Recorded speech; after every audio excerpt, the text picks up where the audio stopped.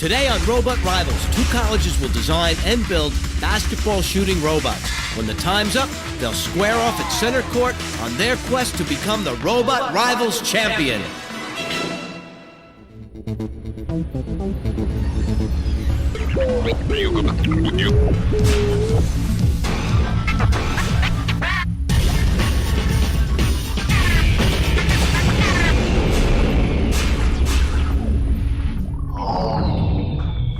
Hi, everybody, and welcome to Robot Rivals. I'm your host, Chris Chianelli. Today's bright young engineers hit the hard court in robotic design and construction. The lab is fully stocked and ready to go, so let's meet the teams. Today's matchup pits Iowa State University against Tulane University. It's going to be a challenging day for these young engineers. Let's look at the lineups. John Hughes, Jr. in Manufacturing Engineering. Ryan Richter, Senior, Manufacturing Engineering. Axel Stromberg, Senior, Manufacturing Engineering. And here they are, the Iowa State Cyclones. Come on now, Tulane, go now!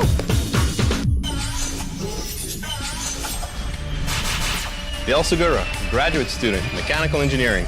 Michelle Dunaway, Senior, Mechanical Engineering. Justin Armstrong, Senior, Mechanical Engineering.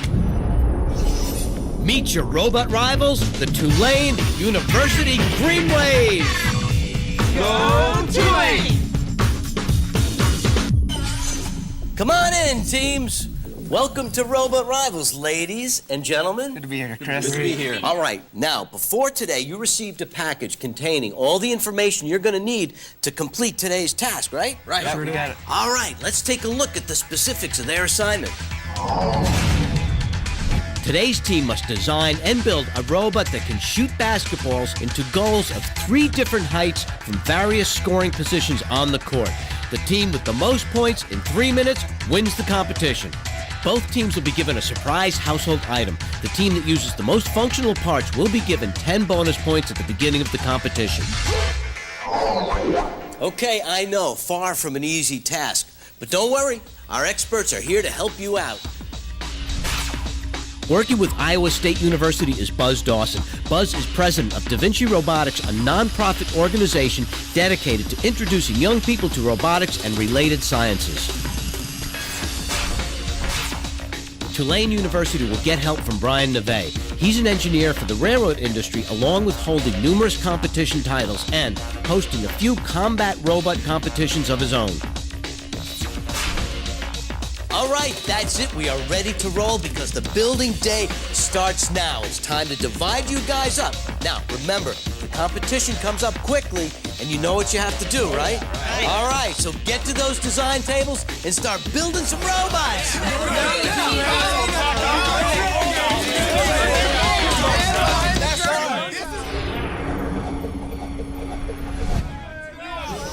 Today's teams are fired up and ready to go. Let's head to the design areas and listen in on some of their preliminary ideas.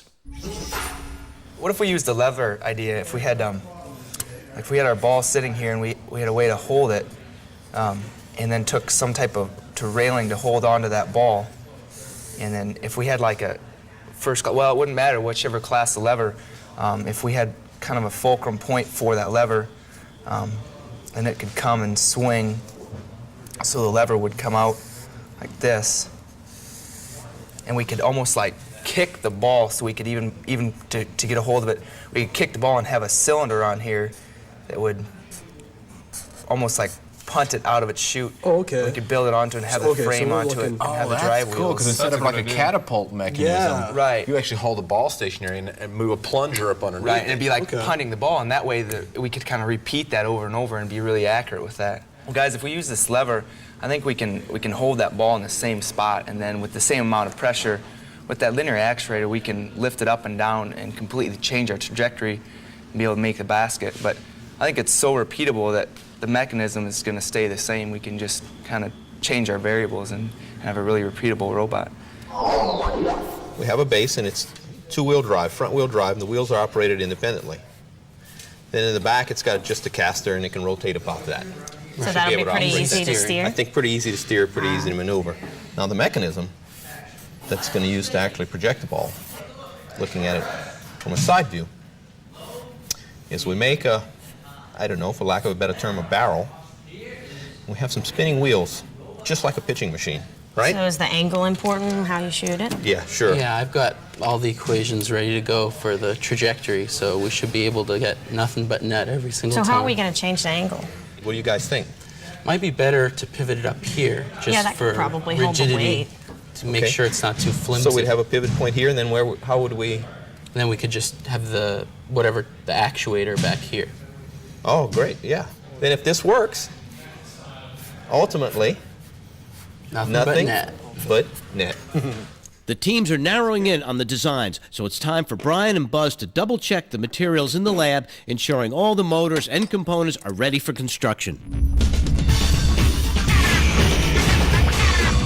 When Robot Rivals returns, Tulane and Iowa State finalize their designs and then dive into construction. We also introduce the surprise household item and see how well the students can adapt everyday parts into their extraordinary robots. Don't go away.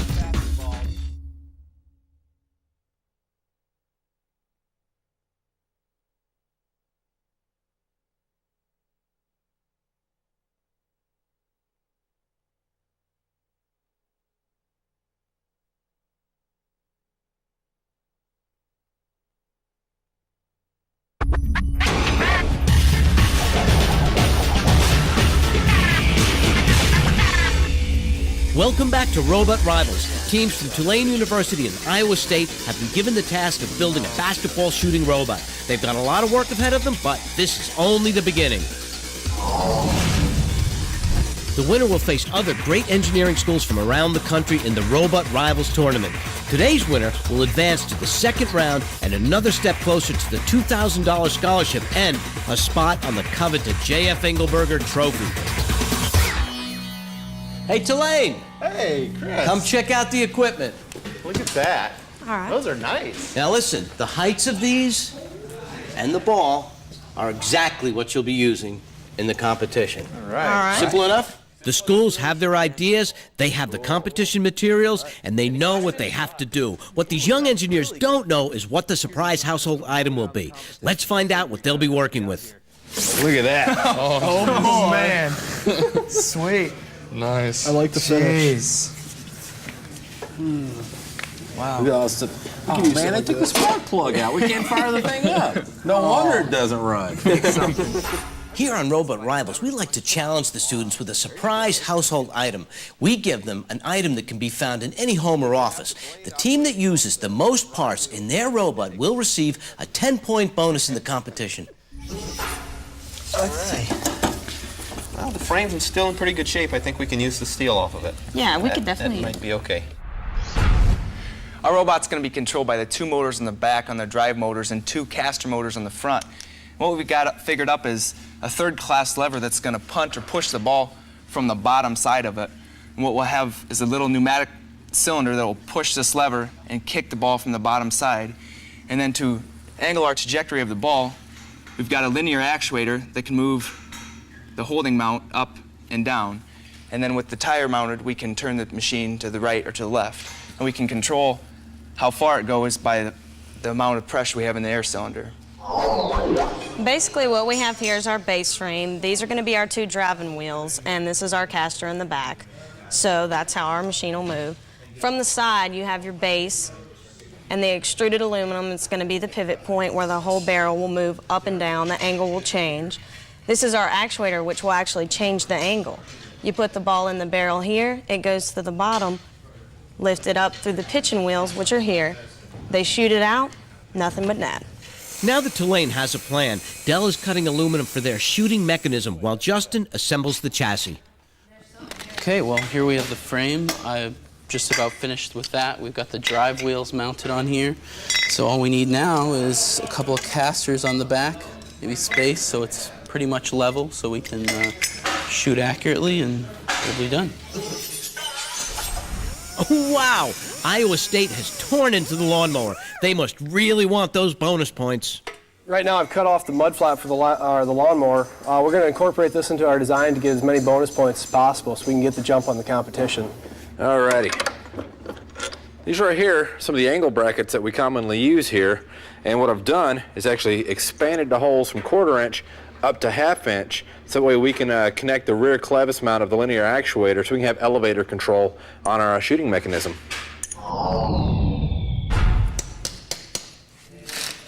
Putting the wheels together with the motors that are going to project the basketball. You can see I've already got one side assembled where I've got a motor and a drive wheel attached to it. Now what I'm going to do is put this other motor on the other side. Once that's assembled, the distance I have is such that the ball is going to go through the 2 wheels, and as it goes through the spinning wheels, it's going to project the ball right into the net. Basically, we've made these rails, which is the ball's going to be loaded here and it's going to shoot out here. We're going to have our wheels rolling. We needed to decide where we wanted it to pivot and where we wanted it to be able to move. So we decided we're going to mount some brackets here and have it pivot like that, and the actuator will be mounted somewhere near these motors to change the angle. So that's how it should work. Here on Robot Rivals, we use levers in our robots all the time, and there's levers all around you. You may not even know about it. Like on the playground, you got seesaws or teeter-totters. Those are levers. Or even like the pair of pliers right here. These have a lever. And basically what it is you have a fulcrum, which is a pivot point, which is right here in the middle of the pliers. You have your force, which is way down here, your grips, and your load is up here. And it actually multiplies your force to give you a lot of gripping power. The way a lever works is very simple. I have right here an example of a first-class lever. We'll put 2 hammers on there, and you'll see that it will balance out just like that. The way that this thing stays in equilibrium or maintains balance is your force times the distance to the fulcrum has to equal the distance from the fulcrum to the load times the load. Easy as that. Now there's 3 different types of levers. The first class, which is this right here, is a first class lever. We also have what is known as a second class lever. You have your fulcrum or your pivot point way at one end, your load is right here, and you lift up way out here. That's your force. Well, guess what? That's the way a pry bar works. You shove it under something, there's your pivot point, your load is here, and you're lifting up here, you get a lot of force generated. The third one is called a third class lever. Your load is all the way out here, your fulcrum stays in the same place, but now your force is right here. And it seems really inefficient to do that, but you know what? That's exactly the way the human body works. If you look at your human arm, elbow at your pivot point. Your muscles attached right here, that's the force. And your load is way out here in your hand, and it moves up and down. So for more information on how levers work in the human body and in your own robot, check out our website at DIYnetwork.com. Coming up on Robot Rivals, we get a good look at these robots as one team starts to take a sizable lead in the construction phase of our competition. Don't go away. We are a distinguished university in one of the world's most distinctive cities. We are a campus of oak trees, magnolias, and azaleas. We are a culture shaped by our river, our music, and our traditions. We are scholars from every state and every continent. We are scientists and poets and artists and engineers. We are leaders. We are learners. We are Tulane University.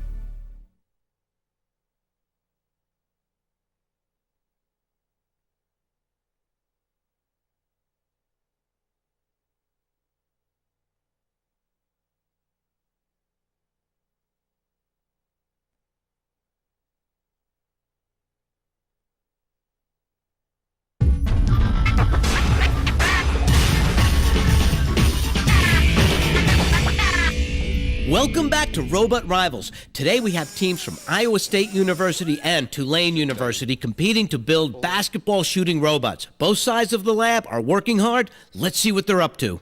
This is going to be the base frame of it. We're going to put a motor on either side, a drive motor, and this will support our tower or rack that the swinging lever will be set on to punt the ball. We just dry fit everything and we took it apart. Now we're going to mount the linear actuator and the lever pretty soon. What we're doing here is we built a launching mechanism for our robot. The ball is going to traverse down these 2 rails getting to the launching zone where the kicker will come up and punt the ball up in the air after some slight adjustment. I'm starting on the electronics platform for our robot. I've taken this piece off the lawnmower. It's actually the grass deflector that used to deflect the grass into the bag catcher.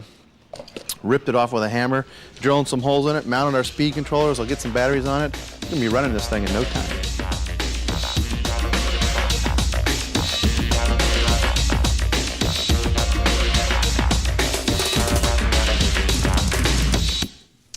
As you can see, I've been working on this mechanism that's going to be the launcher. The ball's going to roll along here and it's going to load on this side. And I need to put a few more brackets on it, but the basic concept is this bracket's going to mount in between here, and these are the wheels that are going to use to launch the ball. And as the ball goes through here, it's going to come along here, hit on the wheels, it's going to launch right along here, nothing but net. Well, what we've done so far is we've got the main frame mounted on here off this bolt up here where it's going to pivot, and we've got our air cylinder on here which is going to actuate this lever arm and kick the ball up in the air, hit the basket, with our mechanical stop here. And we're just trying to figure out how to mount this back frame here and get our elevator set up so we can traject our motion. Pneumatics are very useful in robot building, but they can be very time-consuming to install. Hopefully, Iowa State can get their system built in time to test. The reason I got so involved with robotics is through a school organization entitled NATE, National Association of Industrial Technology, where every year we build a robot to compete at the annual convention. The thing that I like the most about it and keeps me active in it is probably the fact that I get to use all the things I've learned in my classes, whether it be physics, electronics, mechanics. All those different ideas come together and really get put into one creature, and that's what's going to keep me in robotics for a long time.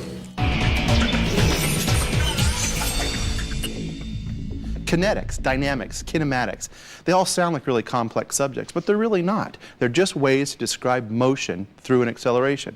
When I take this ball and throw it, it describes a perfect second-order parabolic curve right into this hand. My brain does it all automatically. We do it when we're playing golf, we do it when we're playing basketball, we even do it when we're shooting rockets to the moon. But when we're doing it with robots, the robots don't know, they don't instinctively know how much velocity and angle to give it to describe this perfect parabolic curve. If we want to hit this target, we have to tell the robot the exact angle that we want to shoot it at and the exact velocity that we want to shoot it at. And then it will describe the curve and hit here. There's a lot of formulas that explain this, one of which is the initial velocity times the time plus 1/2 the acceleration times the time squared will equal the distance that the object will move. But our brains don't need those complex formulas. We learn that as we go through life. If you want more information on how to make your robot learn that formula, check out our website, DIYnetwork.com. Del and Michelle are continuing to work on the pitching assembly while Justin finishes the chassis. Their design is proving to be more time-consuming than they had planned. This is leaving very little time to explore the possibilities the lawnmower might hold. Brian used one piece for the electronics, but that's not going to be enough to win the bonus points. As you can probably tell, I'm slightly older than most of the students you see on Robot Rivals. I'm actually a returning student going to graduate school. I had a career in mechanical engineering after my bachelor's degree, decided to go back to school and get a PhD and maybe one day teach students and pass on some of my knowledge to them. I think I'm an asset to the team because of my years of practical experience in engineering, and we'll see how that works out in the end. Don't go away, because when we come back, we'll check in with Brian and Buzz to see how their teams are doing and take a look at a robot that's helping professional and college basketball players improve their free throw shooting. In all the world, only one university can call itself the birthplace of the computer. Today, it's home to the nation's first six-sided virtual reality theater. It's second in technology innovations, has one of the most wired campuses, as well as one of the 3 most beautiful. Iowa State University, a source of achievement, innovation, and inspiration, helping people become their best.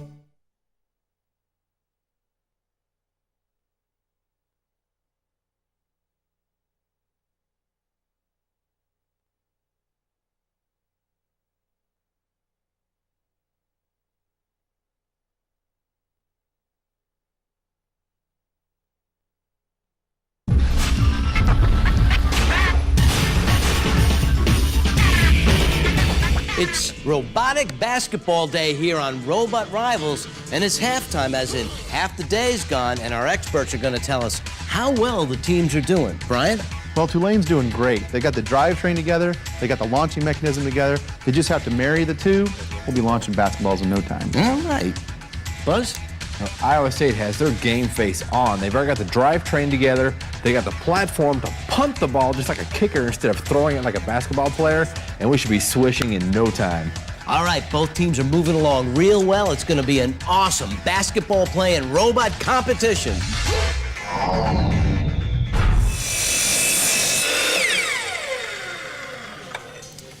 Making guides for the lever that'll hold it as it punts up. We saw a little bit of diffraction as the lever was going, so we're going to put guides on the insides of the robot. With the braces in place, Iowa State is ready to test. And they make a basket on the very first try. That's a good sign for this team.